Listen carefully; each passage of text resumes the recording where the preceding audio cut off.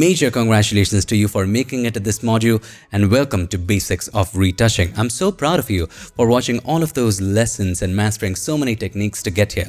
If you're directly skipping to this module, congratulations to you too, because you're doing something that I like and recommend, and that is learning the things that interest you first.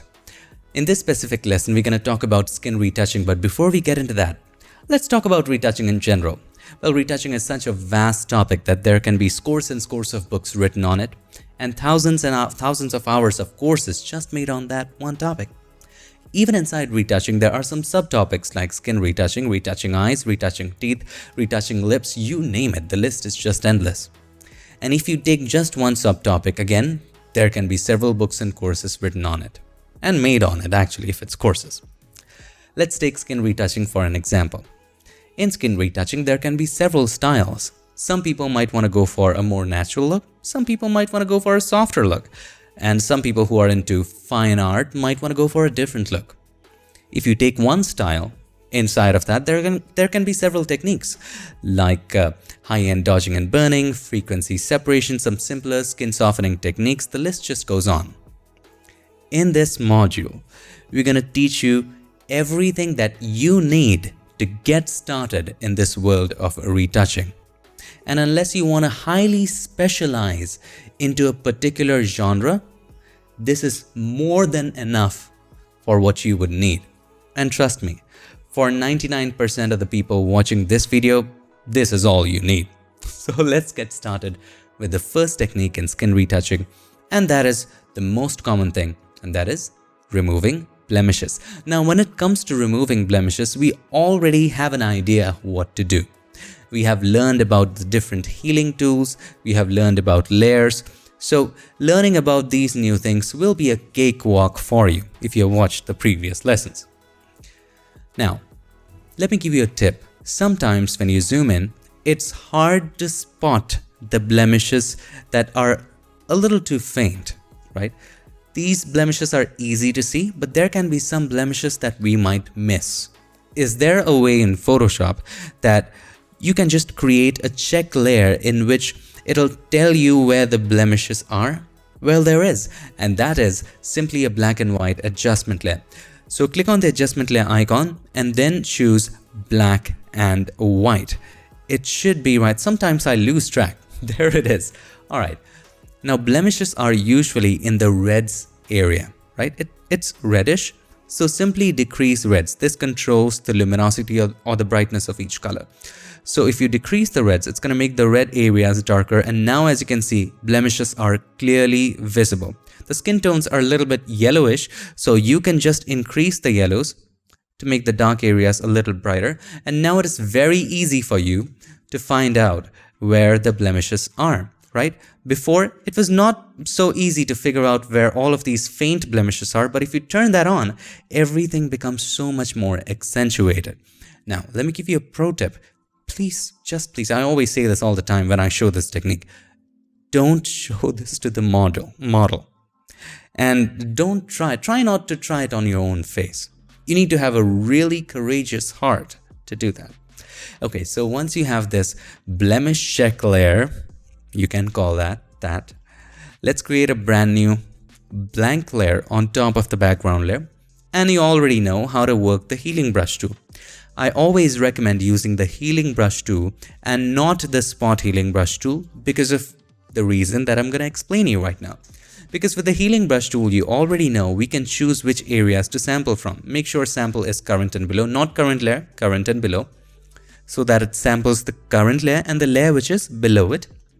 Hold the Alt key or the Option key, click to take a sample of an area where there is no blemish and just paint over the blemish. It is covered. Similarly, you do it on this area.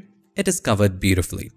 Now, if you had chosen something like the spot healing brush tool, it might work sometimes, but most of the times it just makes it very, very soft.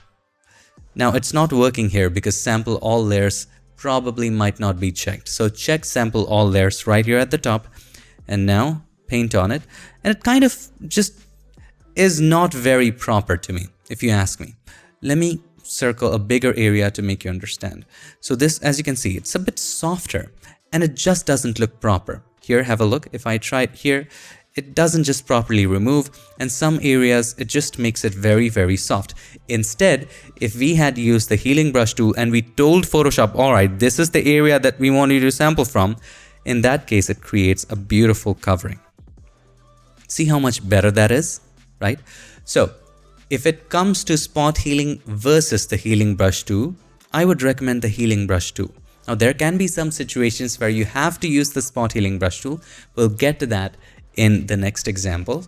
But in this case, as far as removing blemishes are concerned, I would recommend using the regular healing brush tool. Now, after you are done removing these blemishes, you can turn this layer off, the black and white layer off. And as you can see, some of the blemishes we have already removed. Now, another technique of removing blemishes is using the patch tool. Now, you can choose what feels right to you. My job is to teach you the techniques that I use from time to time and teach you different techniques. It is your job to figure out which one is the right for you and what you are most comfortable with. Another technique is, first of all, let's delete the blemish layer. Another technique is using the patch tool. Now, the problem with the patch tool is that we have learned this before in previous lessons about patch tool, that it does not work on empty layers. For this, we need to make a duplicate of the background or the subject layer. Press Ctrl or Command J to make a duplicate. Now, with the patch tool selected, in here as well, you can just turn on the black and white layer to see the blemishes properly. You can just name it patch blemishes. Okay. And here, just make a circle around the blemish. Make sure source is selected. Normal works most of the time, and just drag it and drop it to a blemish-free area. Press Ctrl or Command D. Have a look at the beautiful covering.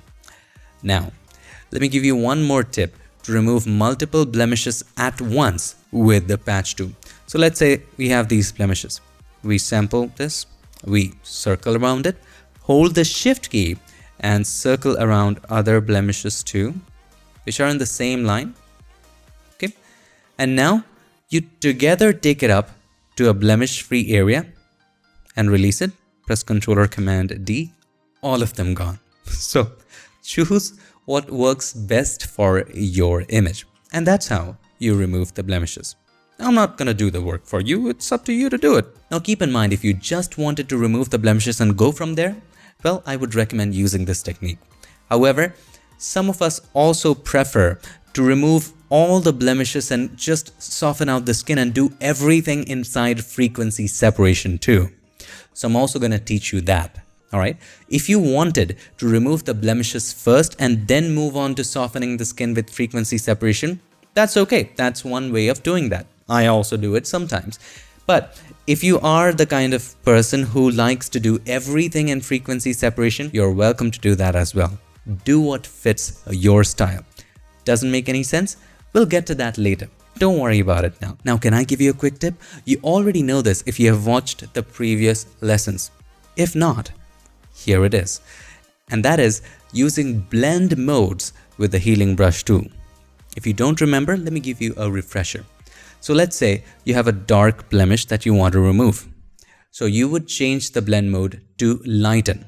What that will do is that if you take a sample of a surrounding area and paint over it, it will only paint over the areas which are darker than the sampled area and lighten it. In other words, if it can lighten, it will paint. If it cannot lighten, it just won't paint. So let's say I take a sample from here and paint over this blemish, only that area is covered, right? If I try to paint right over here, if I take a sample from here and try to paint over lighter place, it just won't do anything. So if it can lighten, it will lighten. If it cannot lighten, it just won't paint. Similarly with the darken blend mode. If you have the darken blend mode selected, and if you have a lighter blemish that you want to remove, let's say under the nose, there are these dots which we want to get rid of. So you hold the Alt key or the Option key, click to take a sample, and then paint over it, and it's gone. All right. Now, if you take a lighter sample, and no matter how much you paint here, it just won't cover it. So that is the magic with blend mode. It only covers the areas which stand out. All right. So now in this case, there are so many dots. For this specific reason, using the healing brush tool might not make sense. For this area, you can use the spot healing brush tool. Just keep painting over it. Now in this case as well, you can choose the darken blend mode for higher accuracy so that you only paint over the areas which are lighter than the surroundings. So this one gone, all of this so easily gone. So for this little areas, you can use the spot healing brush tool. I always recommend trying every technique and choosing the ones that work the best for you, and slowly and gradually you would know yourself what technique to use in which situation. All right, a lot of it is gone. Let me share with you a before and after. So this is the before, all of that, and this is the after. Now I accidentally did it on the background layer. Don't do that. Always create a new layer. Make sure sample all layers is checked, and then you start doing it so that you have all the changes you made on a new layer. Alright, so this is the blend mode technique. Now let's move on to our second technique, and that is about removing eye bags and wrinkles. Now keep in mind, whatever we are learning up until now, we can do all of this inside frequency separation. But if you just wanted to do that and you didn't want to go through the complexity and the time-consuming nature of frequency separation, this is the way to go. Right now we have a male portrait and we do not want to get so much into extreme when it comes to skin retouching for male portraits because we want it to be rough. So in this case, let's say the portrait looks perfect. We are not doing any beauty shoot here. It is just perfect the way it is. It is only the eye bags or the lines and the darkness here that we want to get rid of. That's it. So in that case, here's how to do it. Make a copy of the background layer. All right, because here we're going to use the patch tool. All right, you can just name it patch, dark circles, or eye bags, whatever you want to name it here. Okay, now let's select the patch tool and just select around this area. Now drag it to a favorable area, a similar area without the eye bag. Now I do not want you to drag it to the right too much because that area is blurred and out of focus. So be mindful of that. This area seems to be about right. Let's leave it right there and release it. Don't be in a rush to press Ctrl or Command D. Wait for it. Now this is just too much. We want a little bit of that line back. We want a little bit of the eye bag back to just keep it natural. To do that, you would do this, and that is the trick. You go to Edit and then Fade Patch Selection. This is like undo on a slider. All right. If the opacity is at 0, it's like it did nothing. If the opacity is at 100, it's the complete covering. So it's just controlling the opacity of the covering. Now, if this line is disturbing you, you can always press Ctrl or Command H to hide it. That will take away the line momentarily. All right, I feel that at about 60% would be nice for this. All right, or maybe even 40%. What about 50%? It's hard to decide, isn't it? Hit OK. Now keep in mind that selection is still there. If you press Ctrl or Command H, have a look. So do not forget to press Ctrl or Command D to take the selection away. All right, let's do the same for this side as well. So let's make a selection of this side.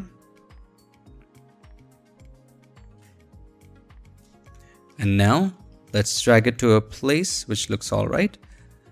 Again, go to Edit, Fade, Patch, Selection. There is also a shortcut for it, Shift Control F.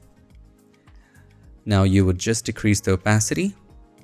Again, here as well, I'm going to go for about 55%. Hit OK, press Ctrl or Command D. Now have a look at the before and after. It looks so much more natural and it also doesn't look very artificial. Here's the before, here's the after. See that? We took that away. Now it is time for us to remove those fine lined wrinkles. For that again, if we chose the regular healing brush tool, it would be pretty difficult because they're very minute as well. Let's say we took a sample from right here and painted over here. It would just bring those lines at the top and things would just leak up and doesn't look right. So for those areas, you can use the spot healing brush tool. Now, I understand that when you look at it, the wrinkles do look darker, but also there's a highlight element to it. So we cannot use a blend mode like lighten or darken. We have to keep it normal. All right, let's make sure the normal blend mode is selected and we create a brand new layer. Make sure sample all layers is checked and now simply paint over this. And hope for Photoshop to create better results, right? So far it's doing a good job. Again, one of the biggest cons of using the spot healing brush tool is that it just softens some of the areas. So for those areas, once it has done that, you can go back to the healing brush tool to correct it. Make sure the blend mode is normal back again, current and below sample, and take a sample by holding the Alt key or the Option key, click to take a sample, and just paint over that area. That kind of brings back the texture there. Now I do understand it's too much, so let's decrease the opacity to about 40%, and now it looks natural. Similarly, you can do the same with the other side. You can try using directly the regular healing brush tool here, but there are so many minute things here that it might get difficult. First of all, let's increase the opacity back to 100 and then try to do it. And it did a pretty good job, I have to admit that. Make sure everything is also perfect when you zoom out, and then we would go ahead and decrease the opacity to about 40%. Now let's take a look at the before and after. So this is the before and this is the after. So much of a difference. Let's zoom out and take a look. Here's the before, here's the after. Might look like a subtle change to you, but if you show this to the subject, he would be very, very impressed. Trust me. One very important aspect of skin retouching is getting the skin tones right. It's one of those things that most people struggle with. I actually made a post on Facebook once, is that skin retouchers or portrait photographers, what is the most challenging thing for you? And 70 to 80% of the comment was skin tones. So this is a major thing. Now again, there are several ways to get the right skin tones or get desirable or rich skin tones. Now, in this lesson, we're going to cover several of those ways and some of my favorites. In different situations, different techniques might be more effective than the other. So it's essential for you to understand all of them. The first technique here is by manually doing it. It is something that if you're expert with it, just forget about other techniques. This is one of those techniques that I want you to get really good at it. And it actually uses curves to manually adjust the skin tones. Now we have learned at length and extensively about curves in previous lessons. So if you haven't watched that video, please go and watch the video on curves because that is a prerequisite for this particular technique. Alright, so in this case, the skin tone looks too magenta-ish and the highlights are just too bright. Alright, those are the two observations now. Let's work on those observations. So let's create a curves adjustment layer. Okay, now the first observation we made was that it's too magenta. And the second one was that the highlights are too bright. Now, since we are in the RGB channel, let's just work on the highlights first. So with the help of the hand there, let's just hover over it. We know the highlights are over here. So just hover over it, take it to that place, click and drag it down. Now the highlights look okay to me, but the dark areas get too dark. So let's just sample one of these dark areas right here, click and drag it up. A little bit about this much looks all right to me. So that is fixed. So here's the before, here's the after. We are at a better place. Now, the darks have too much magenta and the brights have kind of a weird yellow tint. So let's just go to the green channel. Why? Because green is the opposite of magenta. So we need to increase greens in these particular areas as well, these areas. So let's just click and drag it up. Now that magenta is taken care of, but these areas are getting too green. So click and drag these areas down. Okay. And now let's look at some other areas. Have a look at these dark areas. These are also getting too green. So you're going to just click and drag it down so that these areas remain at the color that they were. All right. So only the middle area is what we needed to adjust. Let's take a look. Here's the before, here's the after. Look at the major, massive adjustment that we have made here just by eyeing it. So here is the before, here is the after. If you feel it's overall too green, well, you can just go to the green channel and just bring it down by a hair, by just a hair, all right? You can also use the arrow keys to slowly do it, very gradually do it. So before, after, before, after. If you feel there needs to be a little more yellow to it, you can go to the blue channel and just create a point and drag it down or drag it up depending upon what is the kind of tone you're looking for. I'm going to drag it down a bit. Also, I'm going to increase the reds a little bit here. Just a touch. Not so much in the shadows. Okay. These little adjustments make a ton of difference. Also, I feel that the saturation is too low. We adjusted the color, that's right, but let's adjust the intensity of color, and that is saturation. So let's create a hue saturation adjustment layer, or vibrance will work too. So vibrance is a little more natural than saturation. So you can increase the vibrance, or you can also increase the saturation, whatever works for you. So I feel a little bit of saturation would really make this image better. So let's go for about 14 plus 14. And there you have it, my friend. Here's the before, here's the after. So much more better than before.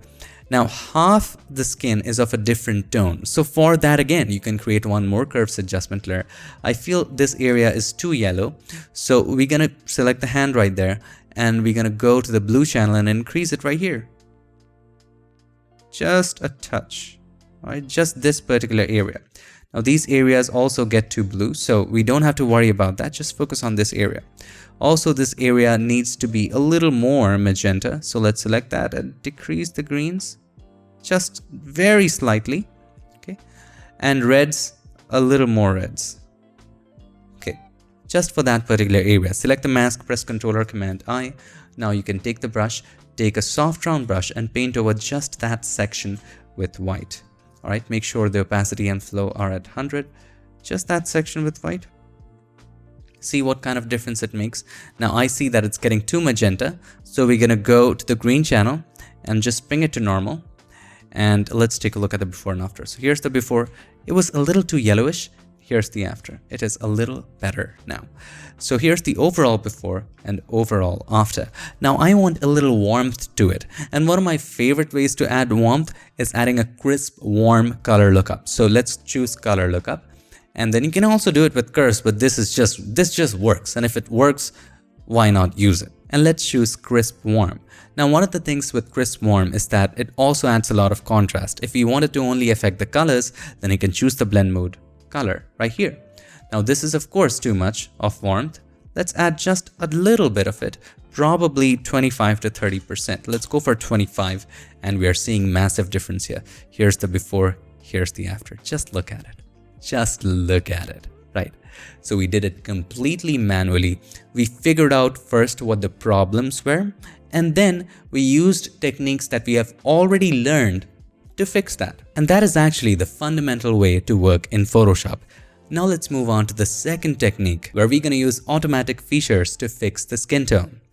For this technique to work, you need to have a neutral gray or a neutral area in the image.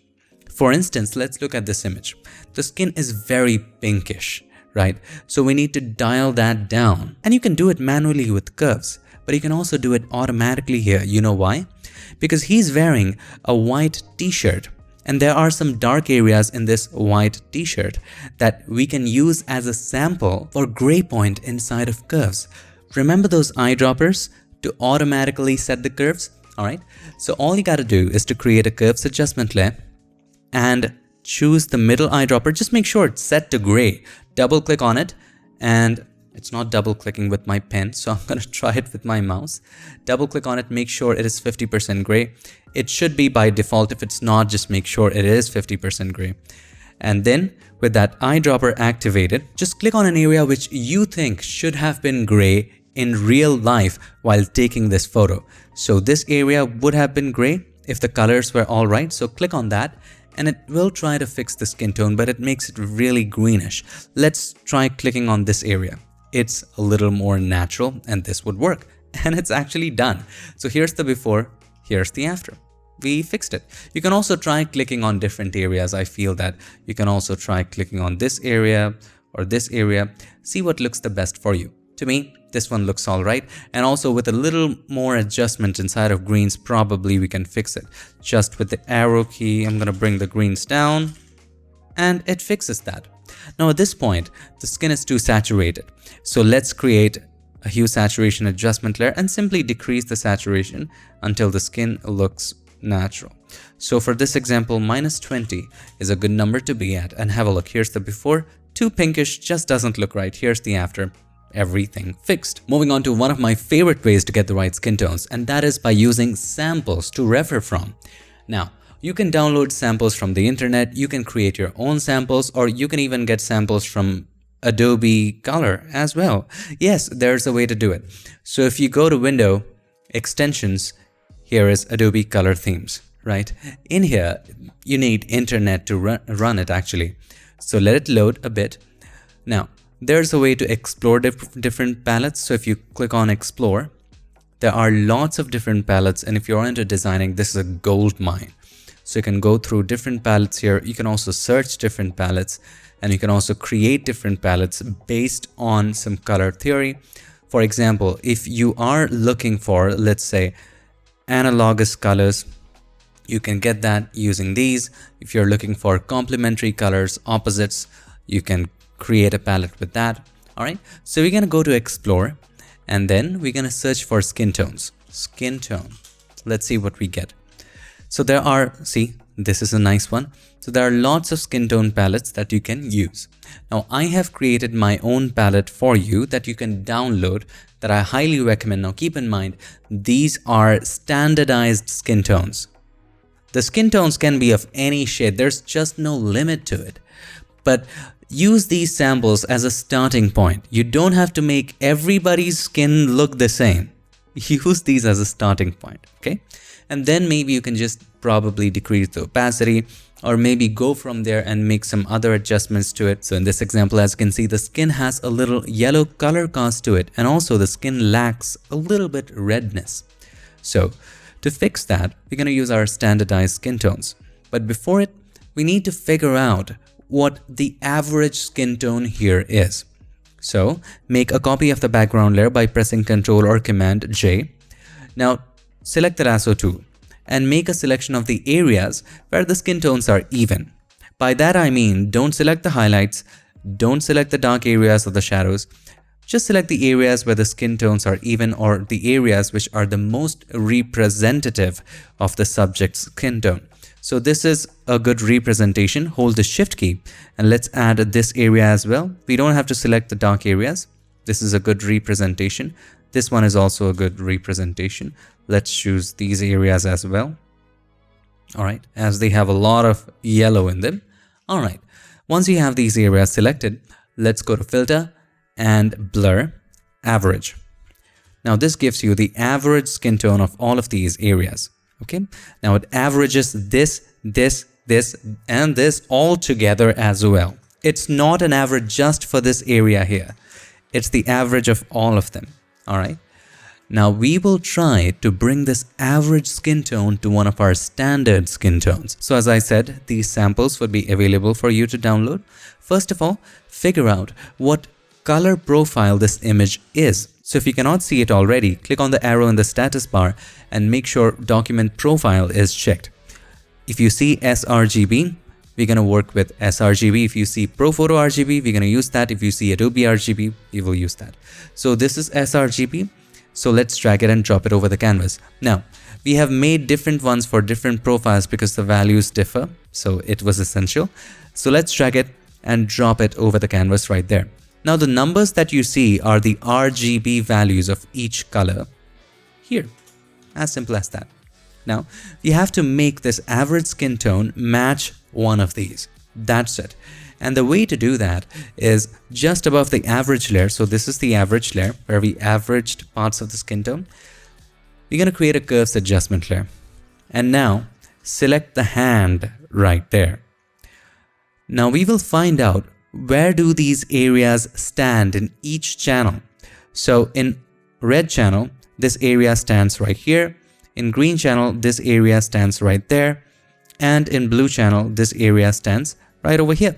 So how to make a point on all of those areas? How to make a anchor point on all of those areas? Well, to do that, let's get back to RGB first as it was before, or as when you create a curves adjustment layer, this would be the default. Select the hand, hold the Shift key and the Control key or the Command key if you are on a Mac, and simply click here. All right. Now it's sampling white.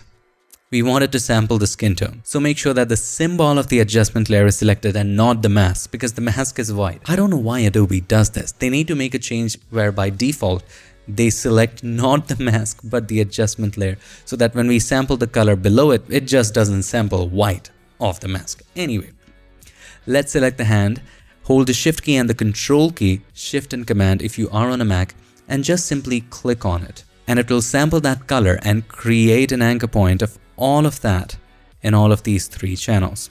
So first of all, let's move to the red channel. Look at what the number is. If you cannot see the number, just drag it down, open it all up, and just let's open it all up if you cannot see the number that way. Just make that bigger, make that property of the curves bigger. Now the value here is 194. See which one is it closest to. It is closest to this one, so we can either choose this one or that one. Now you need to make a choice here. Do you want to increase the reds a little bit, or do you want to decrease the reds a little bit? If you wanted to decrease the reds a little bit, you would choose this one. If you wanted to increase the reds a little bit, you would choose that one. With either of these, there would be slight difference. This one would be a little brighter, this one would be a little darker, so you need to choose which one you want to go for. I feel, as I told you before, we lack a little bit of redness here. So let's just go with this one. So let's select that point. It should be already selected. If it's not, just select that, click on it. Let's type 218. All right, I've already written those numbers, so you don't have to do the extra work. Let's go to the green channel. It is 157. We need to change that to 171. So the input is 157, output should be 171. Let's go to the blue channel. It should be 145. It's 121. Let's go for 145. And there you have your great skin tone, standardized skin tone. Now you can turn off the palette. You can also turn off the average or delete it. And there you have it. Have a look. Here's the before, yellowish. Here's the after. Now it makes it a little brighter, right? So we need to balance that up by going to the RGB channel and just making it darker a bit. There you go. So here you go, before, after. See the change right there? Now you don't have to go all the way. You can also go for about 50%. It also makes a significant difference. You see that difference? Here's the before. See lots of greens and yellow cast. Here's the after. See the red punch that we were missing? We have that. All right. On top of that, you can create a hue saturation adjustment layer and decrease the saturation just a bit. Just a bit, probably -5. All right. And there you have it. I feel that dark areas are a little too saturated, so you can also apply a blend if just for decreasing the saturation only in the dark areas, but this is more than enough. Let's look at one other example. In this case as well, the skin tone just doesn't look right. First of all, what do we have to do? We have to make a duplicate by pressing Ctrl or Command J. Now in this duplicate, we're gonna just sample the areas which are the most representative of the skin tones. So this area looks all right, or if you wanted to correct one particular side, that's also what you can do. So I would just go for this side where the skin tones are just a little awkward. Let's select this area as well. Now let's average it. Let's go to filter and average. All right, now we have this color. Now let's just bring in, first of all, have a look. Which color profile is it? So click on this arrow right there, choose document profile. It's also sRGB. So we're just gonna drag and drop the sRGB right over here. All right, you can make it a little smaller, keep it right here or right here. It's up to you. And let's keep it right next to her face. All right, now we are focusing on the left hand side mostly.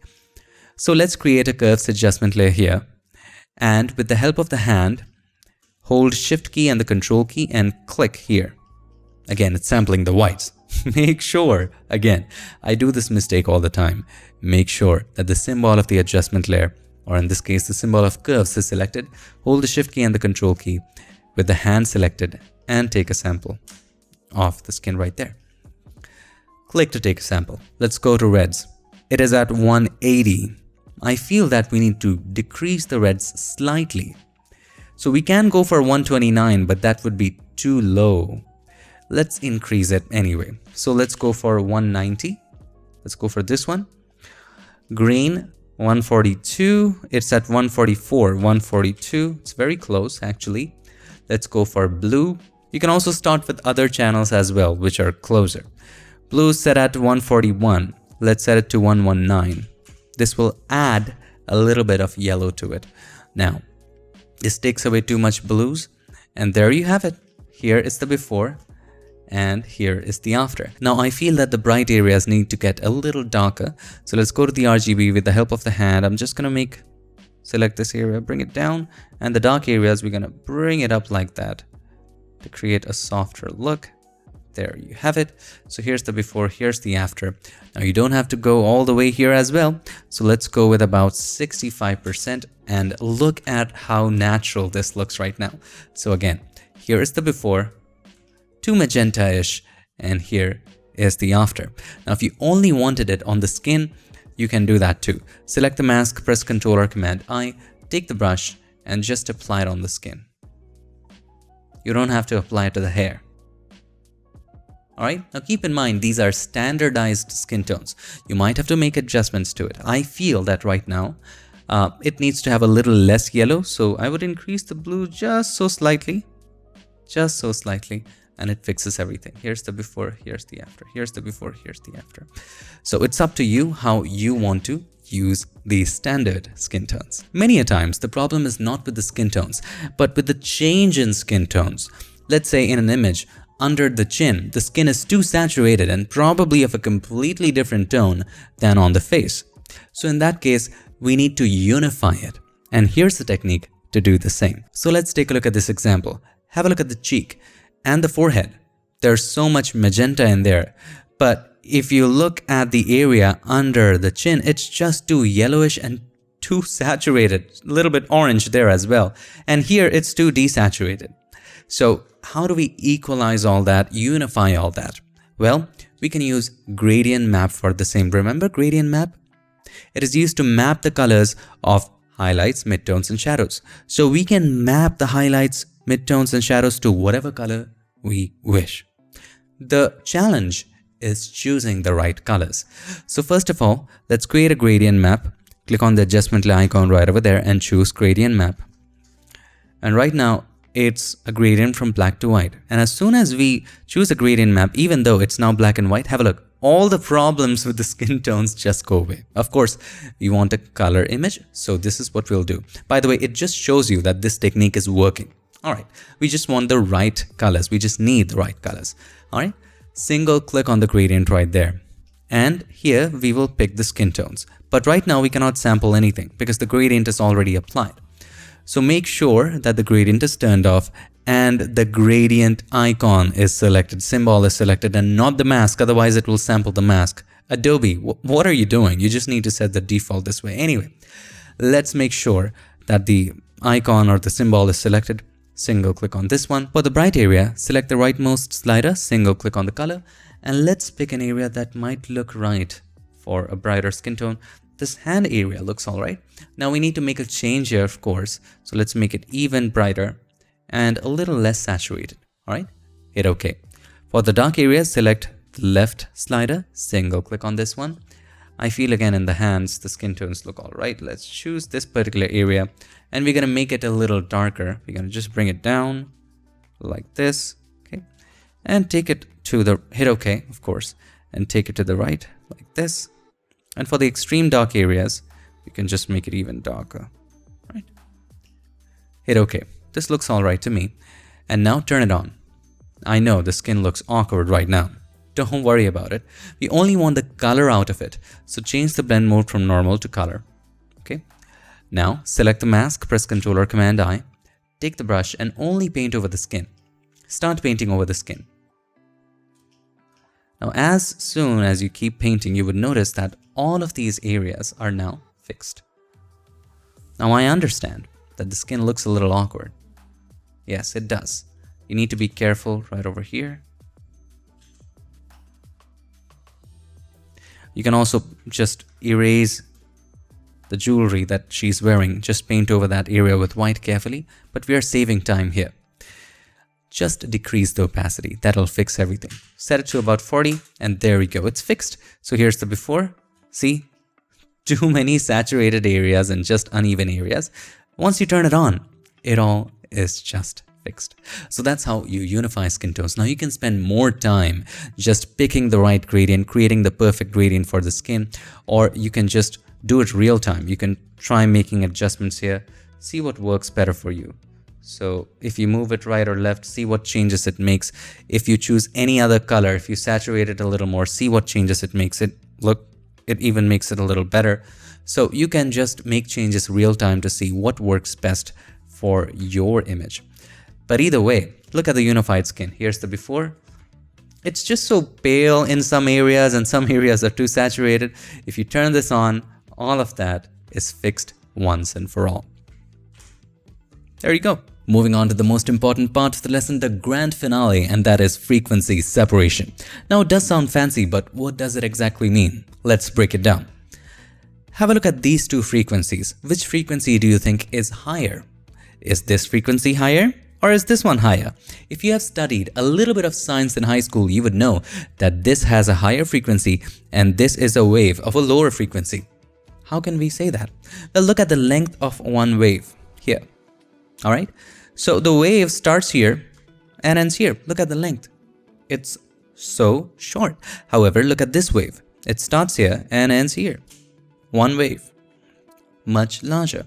And we know that the higher the frequency, the lesser the wave length. So this is the formula for any one of you who's interested or sees the speed of light, and this is wavelength. Alright, anyway. Let's not get into that. Know that the longer the wavelength, the lesser the frequency, the shorter the wavelength, the higher the frequency. Now what does it tell us? Look at the high frequency wave. There are sudden changes, right? The change is happening very, very quickly. However, with low frequency, the change is a little slow. Now what if we apply this all to the skin tone? Now, it might not absolutely correlate, but we can understand the skin tone with this. So what frequency separation does is that it separates the high frequencies and the low frequencies in your image. To illustrate, if you look at this skin texture right there, if you look at these blemishes, there are sudden changes happening here. So there's up and down, peaks and valleys happening very, very fast with the skin tones and the blemishes. So those are of higher frequencies. And if you look at the skin tones is very slowly and gradually changing. Here we have a different skin tone, here we have a different skin tone, here we have a different skin tone. So this is of lower frequency. So what happens when we separate the high frequency and the lower frequency? We would have the skin texture and all of those blemishes in one layer, and we would have the skin tones in the other layer. Can you imagine what great of an advantage this will give us? If we wanted to just work on the skin textures and the wrinkles and the blemishes, it would not affect the skin tones. If you wanted to work with the skin tone and just soften it all out, even it all out, it would not affect the skin texture. In other words, it would look natural. What happens when you just turn on the beauty mode in the camera of your phone or any application when you're taking a selfie? It just blurs the skin. Doesn't look natural. It takes the skin texture away. With this technique, it would not happen. So now that you understand what frequency separation is, let us understand how do we apply that. First of all, make 2 copies of the background layer. Control or Command J twice. The first one is for the skin tone, or you can name it low frequency. The one at the top is for the high frequencies. Alright, or the skin texture. You can also name the top one skin texture, and you can also name the bottom one skin tones or the colors or whatever you want. Okay. Now let's turn off the high frequency for a moment. Select the low frequency layer. Now in the low frequency, we only want the skin tones. We don't want any details here. So how do we take away the details? Well, we can blur it. So there are a couple ways around it. We can go to Filter, Blur, and Gaussian blur. This is the most traditional way. Also, while taking out the high frequency, you can also use surface blur or median. A lot of people use that, but we went the traditional route of Gaussian blur. So what you do here is you slowly and gradually increase the radius and stop at the point where the skin texture and the little blemishes just go away. Big blemishes are fine, but it depends upon how much work you want to put in. If you want to work a little less and do not want precise results, you can have a very high value here and get away with it. However, if you wish to work a little more to just even out the textures and just minutely make changes, then in that case, Just keep it all the way to the left. Zoom into a skin texture area. Slowly and gradually just increase it, and just at the point where the skin texture goes away, you can stop right there. For this image, it can be 2.9 if you want to work extra hard, or if you want to work hard a little less, I feel that the number should be at about 5. If you want to work even lesser, you can go with a higher value. So 5 is fine. Just keep in mind the rule of thumb is that stop at the point where the skin texture goes away. All right, hit OK. Now this is low frequency because high frequency we have already deleted.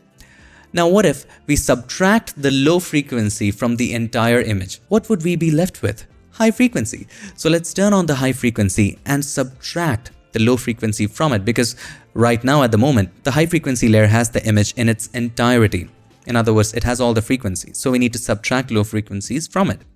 For that, let's go to image and then apply image. Now, what do we want to subtract? We want to subtract low frequency from it. So let's choose low frequency. RGB channel is fine. And what do we want to do? We want to subtract it. So let's choose subtract. Okay. Now, here the image is 8-bit. Okay. And if the image is 8-bit, we would choose the scale to be 2 and the offset to be 128. Now there's a mathematical reason behind it. If I begin to explain it again, it can be an entire class. So to save time, just keep that in mind. If it's an 8-bit image, choose 2, 128. Make sure you're subtracting the low frequencies, hit OK. Now change the blend mode from normal to linear light and you have the image back. But if you look at just this layer, have a look, it has all the textures and everything. But if you combine it with low frequency, which has everything blurred, see, we are getting the exact same image back. Now at this point, you can make a group of both of these layers and then just check if it's the same image or not. If it's the same image, you did everything correctly. So let's zoom in on any part of the image and just turn it off and on to see if there's any change happening. No, which means that we have successfully separated the image into high frequency and low frequency. Now if this image, let's go back a little. Now if this image was 16-bit, let's change it to 16-bit by going to image mode. It is 8-bit right now, change it to 16-bit. Now if it was 16-bit, we have already done the low frequency. Let's turn on the high frequency. So in this case, we would go to image and then apply image. And instead of subtract, we would choose add and set the scale to 2 and offset to 0. Now you might ask, Unmesh, why are we adding the low frequency to the high frequency? Well, again, there's a lot of math behind it. But what is the opposite of addition? Subtraction. So we need to invert it to be able to subtract that. So check invert and hit OK. And now change the blend mode to linear light. If you applied the same method with 16-bit, it would still work, but there can be a very slight difference. So that's why we go this way with 16-bit. Let's change the blend mode from normal to linear light. And here you have it as well. Let's check whether it's the same. So here's the before, here's the after. See, it's the same image. Okay. Now you don't have to worry about any of that complicated process. I've created an action for it. So I have an action for 16-bit. I also have an action for 8-bit. So depending upon whether your image is 16-bit or 8-bit, choose any one of those. So I'm going to set this back to 8-bit the way it was and choose frequency separation 8-bit and simply play it. Now it automatically brings up the Gaussian blur dialog box. Here I'm going to go with 5, hit OK, and it's done. As you can see, if you open the group, we have the low frequency at the bottom, high frequency at the top. Now, as I told you before, early on in this lesson, it's up to you. You could have just removed all the blemishes and then went to frequency separation, or you could have just directly went on to frequency separation and inside of that worked with blemishes. It's up to you.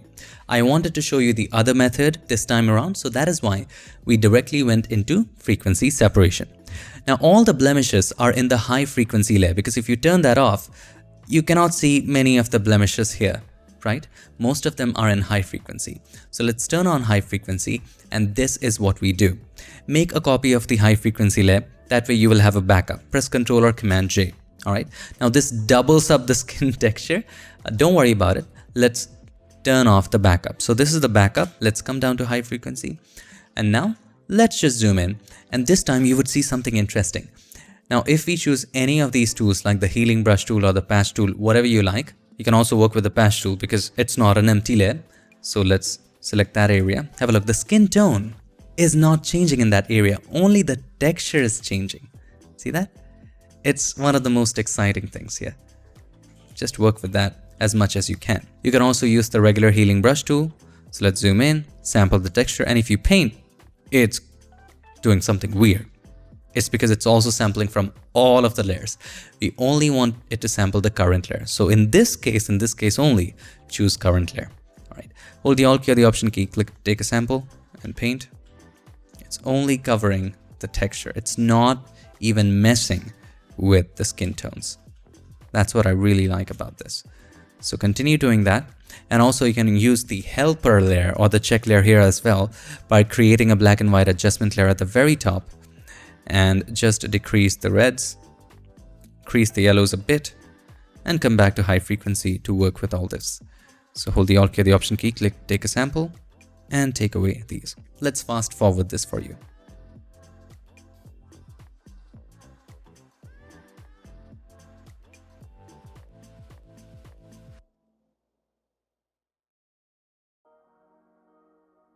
Now for these white spots in the nose, you can choose the spot healing brush tool, blend mode to darken, and then just zoom in and paint over these. It'll just automatically take that away now. It's creating a weird pimple. The reason is sample all layers is checked, uncheck that, and paint over it. By the way, I'm just doing the face here. You can also take your time to do the other parts of the skin like the neck and the body, but just to save time, you can just go on and on and on with this blemishes. It's just a never-ending process. Anyway, I see one more spot and then we'll just be done with it and move on to the next step. Let's take an overall look at the before and after. So this is the before. As you can see, all the blemishes show up, and these are in the texture area, high frequency area, and here's the after. All of those blemishes go away. Now we definitely wanted to back up. Let's say by accident we took away some blemish that we want the texture of that area back. In that case, this can help. Anyway, I've just kept it turned off. Now let's work on the low frequency. Let's take away the black and white adjustment layer. That was just for checking which areas do have the blemish. Anyway, let's turn off the high frequency. Now we are working with low frequency. Now when working with the low frequency, your goal is to take away these unevenness of the skin. All right, unevenness in the skin tones like the eye bags, or look at the peaks and the valleys here. We just have to take all of that away. Now there are several ways to do that. The method that I have come up with over the years is PHP. The first P stands for patching, H stands for healing, and P at the very end is for painting. Let's start with patching. And sometimes it's like an assembly line. Maybe with just the first step, which is patching, your problems would be solved. Then there is no need to move to the second step. Maybe with the second step, your problem would be solved along with the first step. Then no need to move to the third. All right. If with both of the steps, not all of your problems are solved, then move to the third one, which is manually painting. We'll go through all of them. Let's start with patching. This is where you take away the major problems. Now to see all of that clearly, we're going to create a curves adjustment layer and just make it a little darker. Like that. And make the bright areas right here a little brighter. Just to have a little more contrast to see everything clearly. Now, make a copy of the low frequency layer. This is just for backup. And this one is the one that we're going to be working on. And this is the backup. All right, we don't need to turn that off in this case because this doesn't have a blend mode. The high frequency had a blend mode, so doubling that would double the texture. With the low frequency layer selected, select the patch tool right here, and any up and down that you see, we're going to tackle that. So the curves that we created, that was just for indication purposes. Let's just make it overall darker so that we see things clearly. You can also increase the contrast, and that's up to you. Anyway, let's go to low frequency and tackle all of it one by one. See these bigger problems? Now you can also keep the high frequency turned on while you do that to see what it's actually doing. So see how we are changing the skin tones underneath it, right? Anyway, let's go back and let's turn the high frequency off so that we can clearly see what's happening. So take that away, make it flat, soften this area all up. You can also select a particular area and apply Gaussian blur as well, but I prefer to use patching. For instance, you can choose the lasso tool and you can select an area. By the way, increase the feather here, let's say 10 or 15, and let's say we want to smoothen out this particular area, and then you go to filter, blur, and then Gaussian blur, and then you apply a blur to take away all of that unevenness. All right, press Ctrl or Command D. To me, it might look a little unnatural, so I don't do that, but you can do that as well. It also makes a difference. So let's stick with patching.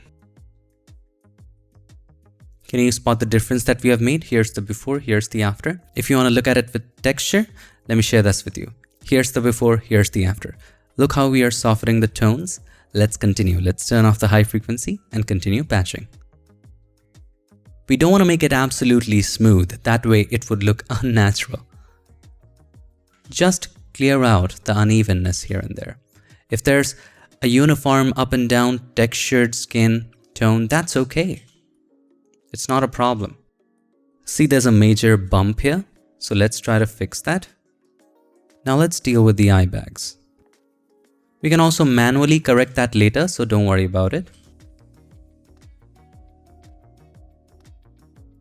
This looks about right to me for the first pass. Let's take a look at the before and after. Let's turn on the texture. Here's the before, here's the after. You see that change? Have a look at the forehead first. Here's the before, here's the after. I'm only showing you the change in the low frequency, not the change in the high frequency. All right, let's look right here. Here's the before, here's the after. See? Always focus on minimal and natural changes when it comes to retouching. Sometimes we can get carried away with it. We don't want to make it absolutely unnatural unless you're going for that style. That's not wrong if you're going for that style. Similarly, we can do the same here, but there are these minute areas. So for that, first of all, let's turn off the high frequency. We would go to the second step, and that is healing. Now for healing, you can create a brand new layer at the top, and it can be a blank layer. That's the advantage of healing. Sample, make sure change it to current and below. And let's zoom out a bit and just fill up the uneven areas. Have a look right here. It looks a little off. So we're going to fill that up, but it's still not working. Even if I try the regular healing brush tool and I sample it right, but still, it's not creating that good of a result. So we'll leave it for the third step. Here, we'll fill that area. There are these areas that might need treatment. All right. Okay, there's this spot here as well. There's this line that we accidentally created with the patching. Let's take that away. Great. Again, it's creating another line, so soften it out. Here there are a couple spots that we need to take care of. All right. Now we haven't done much with it. Let's take a look at the before and after. So here's before, here's after. Just little spots here and there, before, after. Okay. Now let's move on to the third step, which helps you when nothing else can, and that is manually painting. So on top of healing layer, let's create a brand new layer and let's name this painting. And you can create several painting layers. That's up to you. Here you take a soft round brush. Let's choose a soft round brush. You can also enable pressure sensitivity depending upon the kind of style that you edit with. Now I take away the pressure in this frequency separation case and decrease the flow to about 2 or 3%. So let's go 4% because I want to do it quickly. I want to show this to you quickly. If you have more time, we would go a little lower with that. Now there's this thing that we need to deal with. No problem. You take a sample from here and you paint over, and take a sample from here and paint over. By the way, how did we take a sample? We took a sample by holding the Alt key or the Option key and we clicked to take a sample. Now also make sure that the sample size is 3x3 or 5x5. In this case, it won't make sense because the image is already blurred. And there is no chance that we're going to accidentally sample the wrong color or a noise pixel. Now while you're doing this, try to zoom out unless it's a very critical area that you're dealing with, because sometimes if you're zoomed in too much, we overdo it. Similarly right here as well, take a sample and paint. Now in this area, we want to make the eye bag area a little lighter. So we're going to take a sample here and paint. See the kind of difference we are making here? And we are also making it smoother. Now if you want to straighten up the highlights and the shadows in the nose, you can take a sample and just draw straight. Make it really, really perfect. You can do it here. you can actually create the perfect shape here, correct it, do whatever you want with it. You can go mild with it, you can go heavy-handed with it. It's absolutely in your control. All right, let's take a look. Here's the before, here's the after. See that? See how much shape we have given to the nose? Here's the before, here's the after. Now it is hard to figure out how much changes we have made unless we see it with texture. So here's before painting and here's after painting. See that change? Just look at the nose, you'll be able to see. Now similarly, you can do the same right down in here because it's too up and down. So you can directly do it with the texture on. Just make sure when you're sampling, make sure current and below is checked. Take the brush and you sample from here and you paint here, so you can do it real time here as well. But I tend to turn it off so I can see what's happening beneath everything.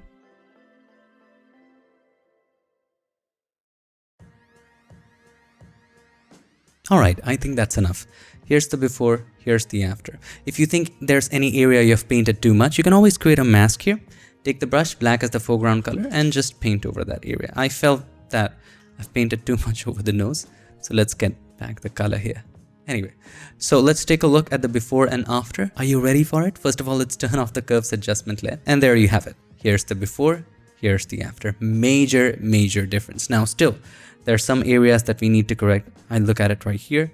I feel that it's a high frequency thing. So we need to choose the patch tool or any tool of our choice, like the healing brush tool, and correct the texture here. Now, it's creating weird results because current layer is not selected. So let's correct that here. There you go, my friend. Looks wonderful, doesn't it?